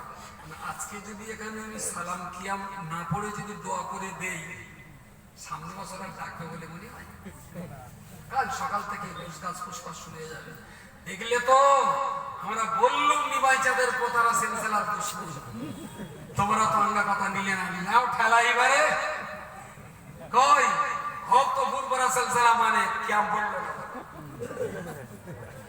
মানে কিয়াম পড়লে দাদা হুজুরের সিলসিলার লোক, কিয়াম না পড়লে দাদা হুজুরের সিলসিলার লোক না। ভেরি গুড, যদিও মুস্তাহাব, আমি সেটা করি, আজও করবো আপনাদের নিয়ে। দাদা হুজুর ওসিয়াতনামায় যেখানে সালাম কিয়ামের কথা বলেছেন তার অনেক আগেই প্রথম পৃষ্ঠাটা উল্টালি পেয়ে যাবেন। বললেন তোমরা সবাই কোরআন শিখবে আর বাচ্চাদের শেখাবে, তোমাদের বাচ্চা কাচ্চাদেরকে শিল্প সংস্কৃতি এবং আপনার শিল্পকলা চর্চা, বিজ্ঞান চর্চা, বিভিন্ন কোম্পানিতে কাজকাম করার উপযুক্ত শিক্ষা তোমরা তোমাদের সন্তানদের দেবে, তোমরা পড়াশোনা করবে।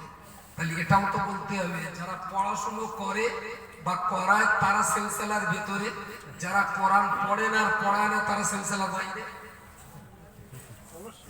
কথা বলুন, কথা বলুন। সালাম কিয়াম পড়া মুস্তাহাব, না পড়লে গোনা নেই। কোরআন পড়াটা ফরজে আইন, হাফেজ হওয়াটা ফরজে কিফায়া। হাফেজ হওয়া ফরজে কিফায়া, কিন্তু প্রত্যেকের জন্য কোরআন পড়তে পারাটা ফরজে আইন। আমার বাবা আমাকে হাফেজ করান, কিন্তু ফরজে আইন যেটা কোরআন শিখিয়ে দিয়েছেন, আমি এখন কোরআন পড়তে পারি। তাহলে কিয়াম হলো মুস্তাহাব, কোরআন পড়া হলো ফরজে আইন।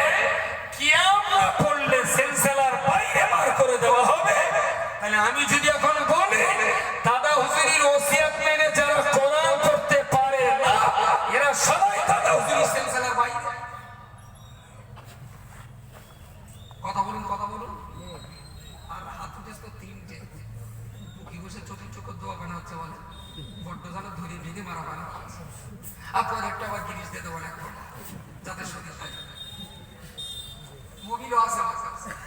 লা তাকনাতু মির রাহমাতিল্লাহ বলে সুর করে বলবো, পাহাড় পরিমাণ যত গুনাহই থাক না কেন, আমার আল্লাহ বলেছেন বান্দার গুনার চেয়ে আমার রহমত বেশি।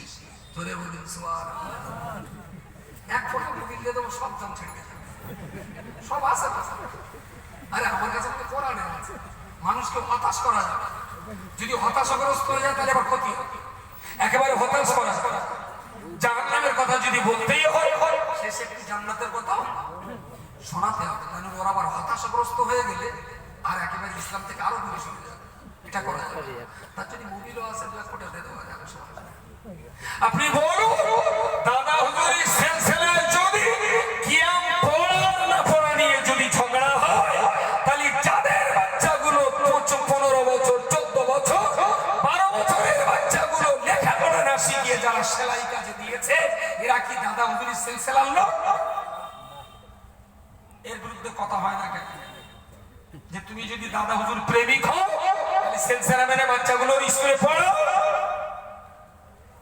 এসব কোন আন্দোলন দেখছেন? লেখাপড়ার আন্দোলন, শিক্ষার আন্দোলন?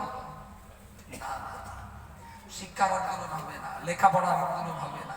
কারণ পাবলিক যদি ভালো শিখে যায়, তাহলে আমার ওই এখন দেখছে তো মুক্তি সাহেব কত দেশটা কি যায়, 1030 দেশ, আমারও এরকম দেবে, কত আমার এরকম 1000 দেবে। আর যখন লেখাপড়া শিখে যাবে আরো ভালো করে, কখনো দেবে না। যদি বলেন কেন দেবে না, পার্টিতে সব চালাক হয়ে যায়। বলে শোনো, আসলে ধর্মের কথা প্রচার করা এটা আলেমদের ডিউটি। আমরা যদি পয়সা নাও দেই, ওরগা দায়িত্ব, ওরগা লোক ডেকে ডেকে বলতে হবে, পাল্লিগো আননি বলো আয়। প্যান্ডেল খরচা, মাইক খরচা, ডেকোরেশন খরচা, পাবলিসিটি খরচা, ইশতেহার খরচা, আজকের খাওয়া খরচা, এসব সব জনগণ করেছে। আমার ডেকে বলেছে তুমি একটু কোরআনে দুটা কথা বলো, আমি বলছি, আমার আবার টাকাও দেবে। কিন্তু এককালে যেদিন মানুষ আমাদের ডাকবে না, প্যান্ডেল করবে না, ডেকোরেটর করবে না, আমাদের ডাকবে না, তখন কিন্তু আলেমের উপরে ফরজ দায়িত্ব 4টে। বাল্লিগু আন্নি ওয়ালাউ আয়া। তুমি হাদিস কোরআনে যতটুকু কথা জানো সেগুলো পৃথিবীর মানুষকে তুমি জানিয়ে দাও। এই জানিয়ে দেওয়াটা পাবলিকের দায়িত্ব না, আলেমদের দায়িত্ব। সুতরাং এই হাদিস কোরআনগুলো যেদিন আরো শিখে যাবে, মোটে মাল দিস, ওরাও যদি না শেখায় ওরা জাহান্নামে যাবে। আর যত অন্ধ রাখতে পারবেন, যত অন্ধ রাখতে পারবে, তত আমাদের পর্দা, আমাদের তত পর্দা। শুধু বলে দেবো আমার সঙ্গে যাওয়া কেনাকাটা হাত তোলো, পাবলিক হাত তুলে দেবে। আমাদের তোমার জান্নাতে যাওয়ার ব্যাপারে টেনশন নিয়ে তুমি কোনো চিন্তা করো, আমি আছি তোমার সামনে, আগে আগে যাবো। পাবলিক বগল বাজাদি বাড়ি যাবে। আরে নামাজ কালাম পড়িনি তাই কি মাতিন সাহেবের ধরে আছে, বুঝতে পারছেন? আপনি যত মূর্খ হবেন আমার তত বড়, আর আপনি শিক্ষিত হলে আমার তত টাকার লস। লস বলবো না, বলবো টাকার লস। কিন্তু অ্যাকচুয়াল মানি লসটা কি loss? Money loss, nothing loss. হেলথের loss, something loss. But character loss, everything loss. Everything loss. সুতরাং আমি আবার বলছি, সালাম কিয়াম মুস্তাহাব, আপনিও পড়ুন আমিও পড়ি। এটা যদি দাদা পীরের সিলসিলা হয়, নিজে কোরআন শেখাটা দাদা পীরের সিলসিলা, নিজের বাচ্চাদের কোরআন শেখানোটা দাদা পীরের সিলসিলা, নিজের বাচ্চাদের স্কুল কলেজে পড়ানো এটাও দাদা পীরের সিলসিলা, নিজের বাচ্চাগুলোকে চাকরি বাকরিতে প্রতিষ্ঠিত হওয়ার সুযোগ করে দেওয়া এটাও দাদা পীরের সিলসিলা। ছেলেদের লেখাপড়া শেখাবে না, সেলাই কাজ করাবে, লেখাপড়া শেখাবে না, এমব্রয়ডারি করাবে, লেখাপড়া শেখাবে না, ফুচকা বিক্রি করতে পাঠাবে।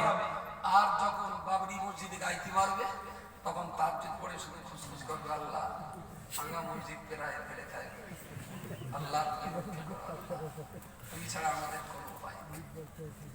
ফেরেশতা জিবরাইল এসে যদি ওরে জিজ্ঞেস করে তোর ছেলে কারা, তাহলে নড়া। বড় ছেলে কি করে? লবঙ্গ করা। মেয়েটা কি করে? ফুচকা কাজ। সেজাটা কি করে? সেলাই কাজ করে। সেজাটা কি করে? তাহলে ও এমব্রয়ডারি চালায়। তারপরটা কি করে, ওটা একটু ফটো অবস্থান ভালো করে কাজ করে। ছোটটা কি করে, তাতে সে শুধু ঘুরে ঘুরে বেড়ায়। আল্লাহ বলবেন, ফেরেশতা জিবরাইল বলবেন, আল্লাহ তো বলেছেন তুমি তোমার চেষ্টাটা করো, বাকি রহমত দেওয়া আমি আল্লাহ তোমার উপরে দেব। আগাছি তোমার এই নড়া ছেলের ভিতরে একটাকে যদি তুমি সুপ্রিম কোর্টে উকিল করতে পারতে, তাহলে তুমি তাহাজ্জুদের এখানে কেঁদে কেঁদে তোমার যত না লাভ হবে, তার চেয়ে অনেক লাভ হতো তোমার ছেলেটা সুপ্রিম কোর্টে বাবরি মসজিদের জন্য লড়াই চালিয়ে যেত। আমার এই দাবিগুলো কি বড্ড অন্যায়? কিন্তু দুর্ভাগ্য, বললি এখন বলবেন তাহলে তুমি মাল দাও, আমি মানলে কি কর, আমার ছেলের স্কুলে দাও আর প্রতি মাসে মাসে তুমি আমার 8,000 টাকা দাও। তার মানে তাহলে আমার 8,000 টাকা দেয় প্রতি মাস। আমার নাকি দাদা হুজুরির ভক্ত, এও দাদা হুজুরির ভক্ত। ছেলেপেলে লেখাপড়া শেখাবে না, কিন্তু দাদা হুজুরির ভক্ত। আমি আবার বলছি, কোদালি ডাঁটি আর কাঠের চালা দিয়ে কখনো একটা জাতি কোমর সোজা করে মাথা উঁচু করে দাঁড়াতে পারে না। জাতিকে যদি মাথা উঁচু করে দাঁড় করাতে হয়, 6 ইঞ্চির একটা ছোট্ট কলম দরকার জাতিরা। এই রাত্রিতে আসার সময় দেখলাম চায়ের দোকানের ভিতরে বিরাট বড় চাল, আর তার ভিতরে 4টে ক্যারাম বোর্ড চলছে, 4টে সমান তারে চলছে, খড়াস খড়াস। হায় রে পড়া কপাল, ওরা যদি এই টাইমটা ক্যারাম বোর্ডে না দিয়ে বাড়ির বাচ্চা করার একটু পড়াতো, এই টাইমটা যদি ক্যারাম বোর্ডে না দিয়ে মসজিদে বসে নিজের একটু কোরআন পড়তো, এই সময়টা অপচয় নষ্ট না করে যদি পুরোপুরা বিশ্বাসের জীবনীটা খুলে যদি একটু পড়তে বসতো, ওদের জীবনটা কত উন্নত হতো। দুর্ভাগ্য জাতি যে এরা ইসলামের সংবাদটা দিতে পেরেছে আমরা, কিন্তু ইসলামটা আমরা এদের বোঝাতে পারিনি। তাই উদ্ঘোষ আপনাদের করতে হবে না, আমাদের উচিত উদ্ঘোষ করা, কারণ আমরা আপনাদের ঠিকঠাক বোঝাতে পারলাম না। এটা আমাদের চরম চরম ব্যর্থতা। হাতে ধরে পায়ে ধরে খুব বিনয়ের সঙ্গে বলেছি, নিজেরা পড়ুন, বাচ্চাদেরকে একটু পড়াশোনা করা, একটু পড়াশোনা।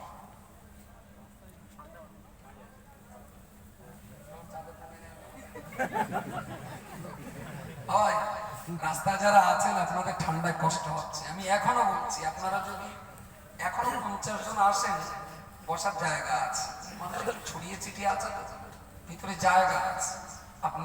আপনাকে ডাকছি, আজকে মেহমান হিসাবে ডাকছি, আপনারা ভিতরে আসুন, বসুন, কেন ঠান্ডায় কষ্ট পাচ্ছেন, ভিতরে আসুন। আর একদম শেষ মুখে চলে এসেছে, 10টা 5 হয়ে গেছে, এতক্ষণ ওয়াজ শুনে আপনি খালি মুখে বাড়ি যাবেন,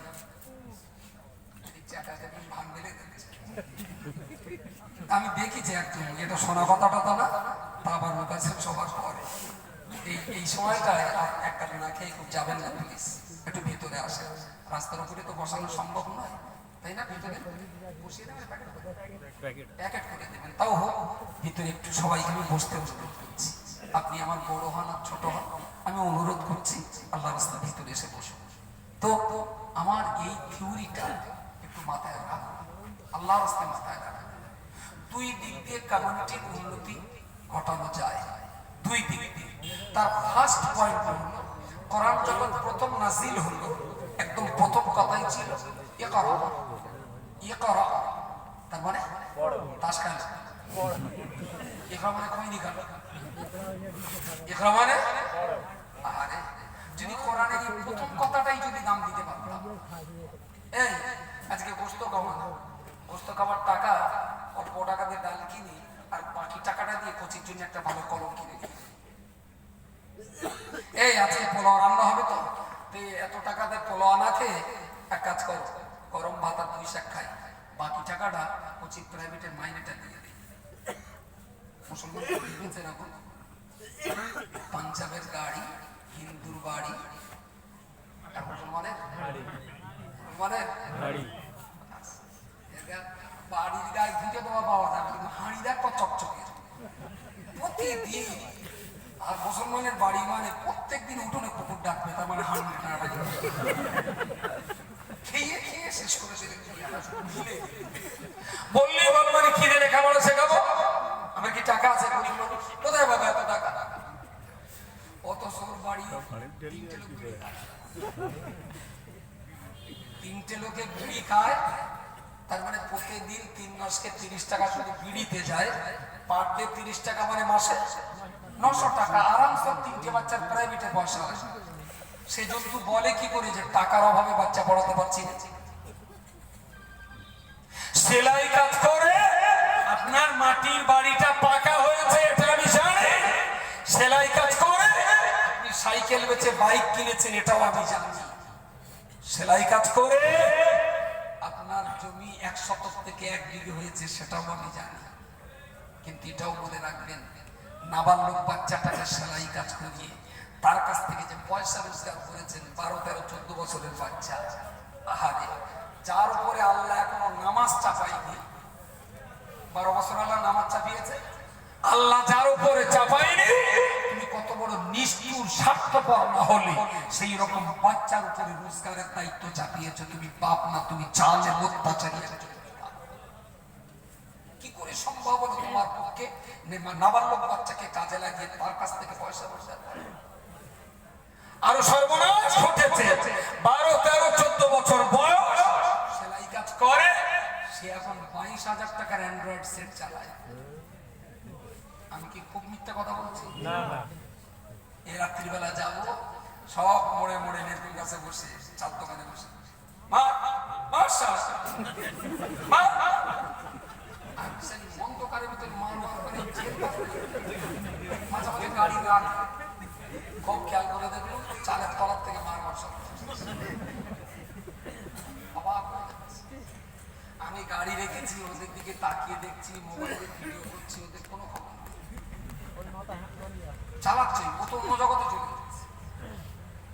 আপনি লিখে রাখুন, যারা ফ্রি ফায়ার আর পাবজি খেলছে, 3 থেকে 4 বছরের ভিতরে এদের সব পাগল হয়ে যাবে, এদের মাথা ঠিক থাকবে না।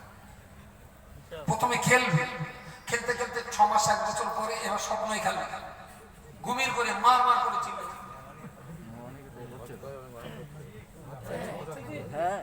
ঘুমির করে চেল্লাটা শুরু করছে। হ্যাঁ হ্যাঁ, না, ও তো জ্যান্ত অবস্থায়, আমি যে ঘুমিয়ে পড়েও মারবার করেছেন, শুনেছেন? আচ্ছা, তার মানে ঘুমিয়েও খেলছে। না খেললে মারবার করবে। এরপরে ওকে যখন খেলাতে দেবেন না, মোবাইল কেড়ে নেবেন, ও হাটে ঘাটে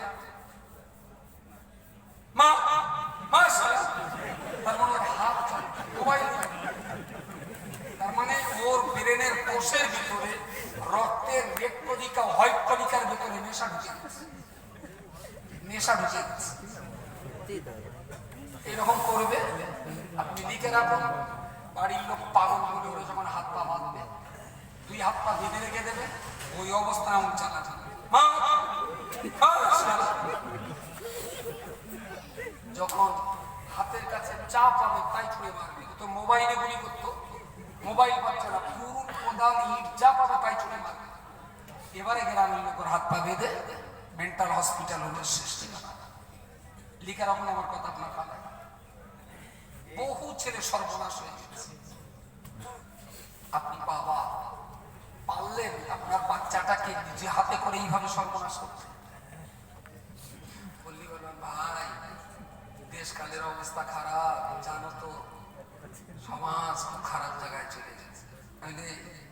সমাজ কেউ বাপের বাড়তে এনেছিল, মার বাড়তে এনে সমাজ। বললি বলবেন না সমাজের অবস্থা কারণ সমাজের, আরে তোমার বেটা আমার বেটা, তোমার বউ আমার বউ, তুমি আর আমি নেই তো সমাজ নাকি? সমাজ আবার অন্য কোনো হনুমান টুনমান আছে? তাহলে আপনার পরিবারটা আপনি সামলান, আমার পরিবারটা আমি সামলাই, সমাজ চলে যাবে, সমাজ সামলে যাবে। এই বাচ্চাগুলো যেদিন জন্ম নিয়েছিল, ও তো মারপেট থেকে মোবাইলও আনে, মারপেট থেকে করানো আনে, ওর হাত দুটো তো খালি ছিল। যেদিন মারপেট থেকে এসেছিল, ওর হাতে তো দুধও ছিল না, ওর হাতে চুল্লুর গ্লাসও ছিল না, ওর হাত তো খালি ছিল। যেদিন মারপেট থেকে এসেছিল, সেদিন তো ওর হাতে তেরঙ্গার প্যাকেটও ছিল না, জমজমের পানির প্যাকেটও ছিল না, ওর হাত তো খালি ছিল। এখন এই খালি হাত দুটোই কোরআন উঠলো না, মোবাইল, এই খালি হাত দুটোয় দুধ উঠলো না, চুল্লুর বোতল উঠলো, হাত তো খালি ছিল। কিন্তু এই খালি হাতে কোরআন না উঠে ফ্রি ফায়ার উঠলো কেন? কোরআন তো উঠতে পারে, কথা বলে আসলে কথা বলার লাইন পাচ্ছে না, জীব যেন আস্তে আস্তে প্যারালিসিস পেলে বাবা। আল্লাহ নবী মুহাম্মদ রাসূলুল্লাহ সাল্লাল্লাহু আলাইহি ওয়াসাল্লাম হাদিস শরীফে পরিষ্কার করে বলেছেন, ইয়া আমার প্রিয় সাহাবী, কুল্লু মাওলুদিন ইউলাদু আলাল ফিতরাতি, পৃথিবীর প্রত্যেকটা বাচ্চা ইসলামী ফিতরত নিয়ে দুনিয়ার জমিনে জন্ম নেয়। আবাওয়াহু ইউহাফিদানিহি, তারপরে এই বাচ্চাটা ইসলামের সঙ্গে জন্মগ্রহণ করে বটে, কিন্তু তার বাচ্চাটাকে আবাওয়াহু ইউহাফিদানিহি, ওর বাপ এবং মা ওকে ইহুদি বানায়, ওই মাজিসানি ওর বাপ মা তাকে মজুসি বানায়, ওই নাসরানি ওর পিতা মাতা ওকে খ্রিস্টান বানায়। ও বাবা, আমি কি জিজ্ঞেস করতে পারি না, আপনার কচির হাত তো খালি ছিল, কোন কারণে আপনার কচির হাতে ফ্রি ফায়ার পাবজি গেম চলে গেল? কেন আপনার কচির হাতে কোরআনটা গেল না? আপনি ইচ্ছা করলে কচির খালি হাতে কোরআন তুলে দিতে পারতেন, আপনি ইচ্ছা করে আপনার কচির হাতে দুধের গ্লাস তুলে দিয়ে পারতেন। আসলে আপনার কোনোদিন ইচ্ছা হয়নি আপনার কচির হাতে কোরআন তুলে দেওয়ার জন্য, আপনি আপনার কচির হাতে কোরআন তুলতে পারেননি, বিদায় হাতটা খালি ছিল বলে ইবলিস শয়তান খালি হাতে পাবজি তুলে দিয়েছে। এই প্রশ্ন করে নাই বুঝছিস কেন? ওই বস, ওই সাইডে এই এখানে সাইডে এই সাইড থেকে একবার এদিক যাচ্ছে একবার এদিকে আসছে। ওর হাত পা বেঁধে রেখে একটু হাত পা তার কাটা